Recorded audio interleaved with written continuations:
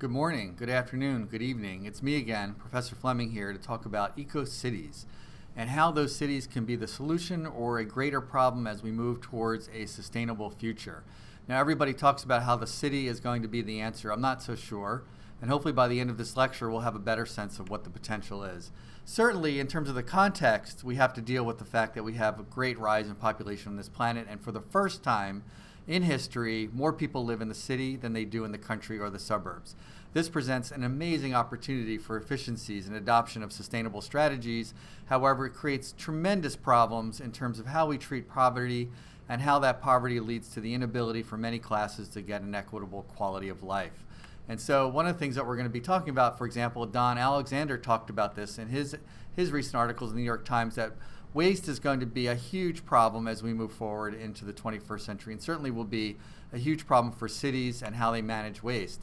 And the fact that now all of everybody's living in the cities, it's going to be a real opportunity to think about how we can not only optimize what we do, but fundamentally transform the way we operate on the planet.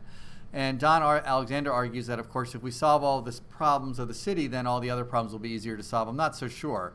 However, we know that cities are key in terms of avoiding development of any undeveloped areas in the natural world. So we know that we need those cities.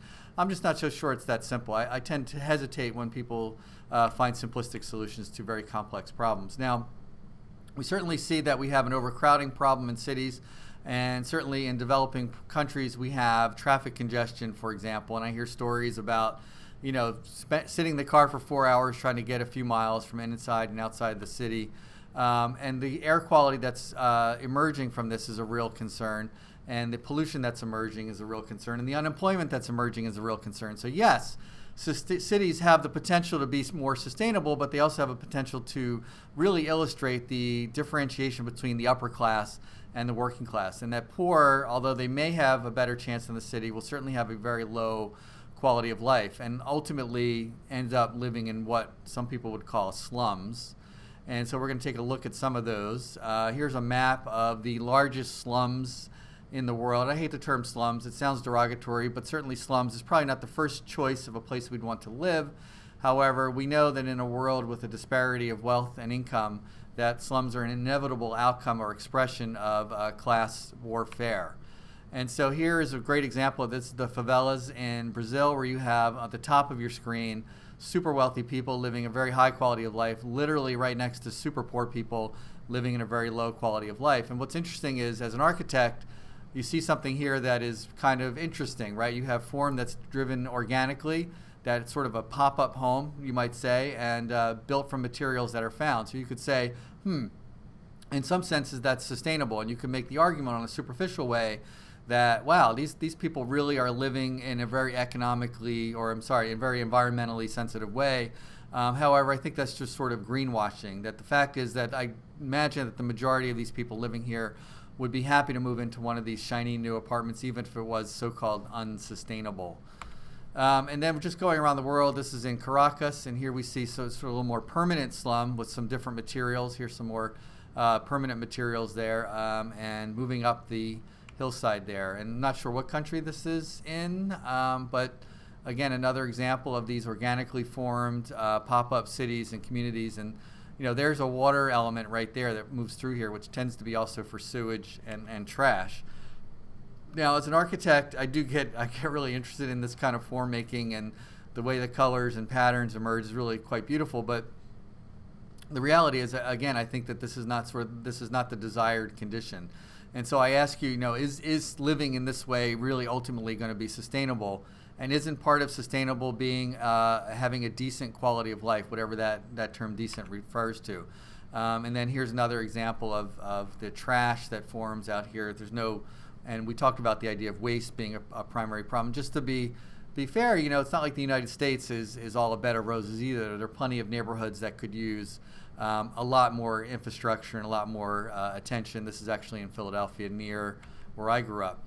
So unfortunately, we don't see the trend changing, that as poverty continues to rise and as the wealth disparity continues to grow, the likelihood of low quality of life in cities is very high. And so while I'm very excited about cities as a sustainable alternative, I do find that without the ability to deal with poverty, we're seeing a real problem. Now, it's not like people haven't tried in the past, and I've been very critical of the projects, we call these in the United States, where architects and builders and urban designers decided to try and to find a better way to build, as opposed to here, where you have this sort of tight urban infrastructure that's crumbling, houses that are in disrepair. However, certainly a sense of neighborhood here, a sense of belonging. This is St. Louis's Pruitt-Igoe development, and that was replaced in the 1960s by these, which were meant to, and I do really believe that the inventors of these buildings really did mean to improve quality of life for people that were on the margins. However, you must realize that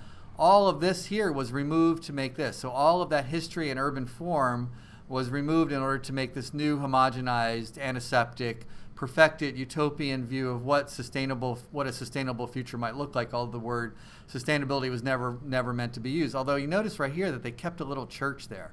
So how does that happen? How does all of this get removed and that church remains? So the idea of urban renewal in principle was to give people more light, more air, more view, and ultimately a better quality of life. However, the architecture remained very prison-like and not actually very open to light and air, and actually was very methodical in its repetition and its pain points that you might have in terms of your visual quality of life. So eventually, this solution of the projects ended, and it ended up very violently with these projects all over the country being exploded.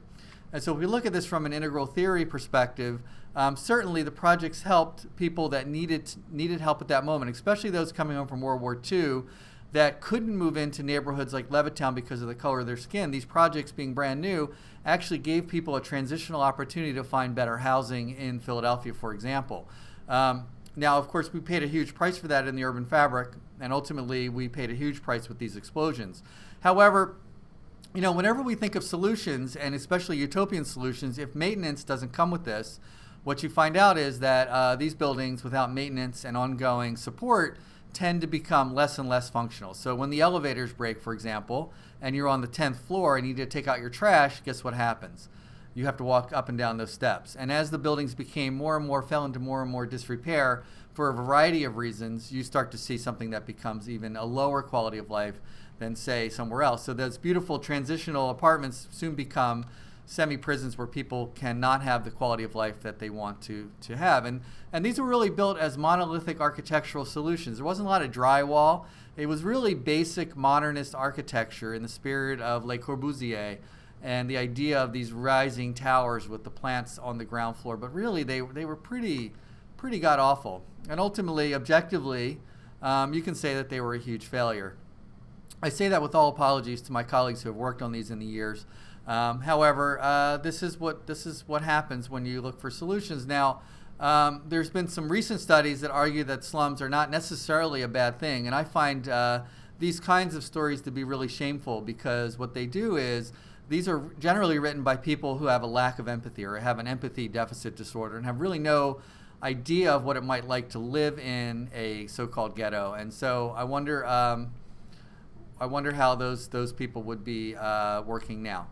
Now, certainly the other response in the U.S. to the urban decay was to pursue suburban development. Now, I would argue that suburban development is really an economic expression of the search for profit. That these houses were built, yes, maybe on some level to improve quality of life, certainly, but on another level, they became also a way to maximize profit as quickly as possible. With a lot of land in the U.S. and a lot of people, mostly people not of color or white people, wanting to escape the city, this becomes a great opportunity for those people to have that quality of life that they're looking for. And was it successful? Well, certainly there was a complete lack of ecological integration, meaning that whatever remnants of the ecology that existed before these were built was completely banished into oblivion. And a new ecology was built that was based on driveways, ornamental trees, green grass lawns, and very dense or semi-dense building. Now, on the other hand, though, you have to realize that these did provide a lot of open space, a lot of view, a lot of fresh air. And so from an experiential point of view, you have to say that on some level, compared to the city, they did offer an opportunity there. And certainly from an objective point of view, though, I want to go back. So I want to go here first and talk about the social, cultural implications of suburbs. And what we see here is the creation of the boarding class. And by the way, I live in the suburbs, so before you guys all get mad at me and say that I'm anti-suburb, hardly.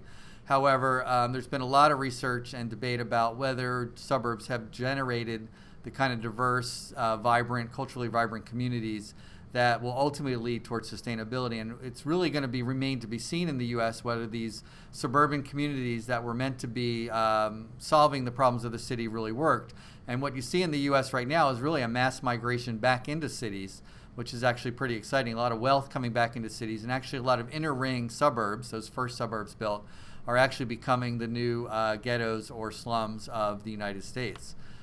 So that was a brief overview or context for what we might think about as an eco-cities. And the next lecture, I'm going to get into more details about what might an eco-city look like, what kinds of solutions are people looking at, what kinds of approaches are people looking at in order to try to find new models that are not the suburbs, that are not the projects. And I'll look forward to working with you on that some more.